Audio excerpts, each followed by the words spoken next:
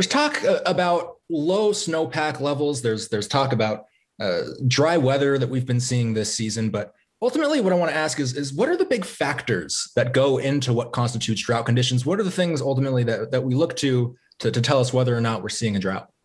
So bottom line, it all comes down to snow. How much snow do we have in California's mountains? And thankfully, the Sierra to the north up toward Tahoe is faring much better than we're doing here in the Southern Sierra.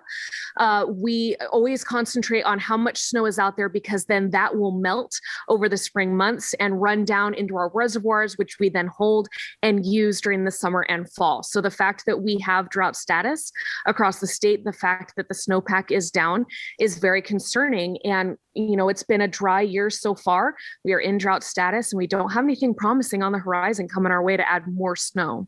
So we hear that we're in a drought status, but how significant is the problems? What are those factors telling us about where Kern County stands right now?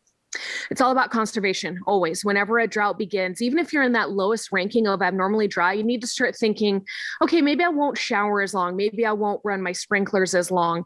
And then you start getting into right now, the valley is in moderate drought status. And so now we have state agencies starting to look into, okay, what can we do to cut back what's coming our way or not coming our way in the source of rain that would help us water things naturally.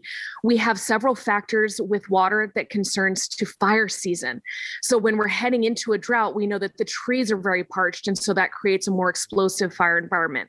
Plus we have other factors like beetle kill in the Sierra that has damaged so many trees that make them even more explosive. So there are several different reasons that snowpack and drought become so concerning, but it's all the amount of water we have to drink and sustain life and to also support our trees and help protect us from fire potentially. The more moisture we have, the better the forests can fight for themselves.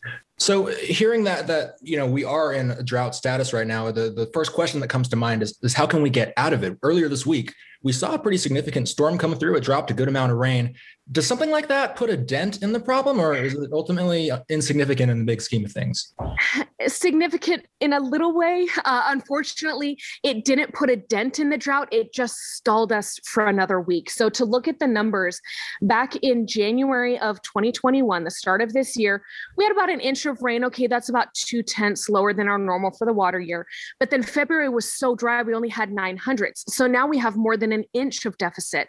So by getting a 1/4 inch on Wednesday, a little bit more with some scattered showers on Thursday into Friday, it's good. We'll take any rain we can get, but we got a 1/4 inch and we need an inch or more.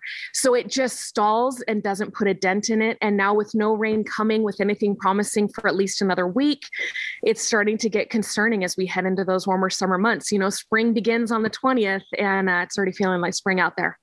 Drought conditions, no doubt something we're monitoring now and something we're going to continue to monitor as we go into the spring and summer months. 23 ABC Chief Meteorologist Elaina Rusk, thanks for joining me. Thanks for having me.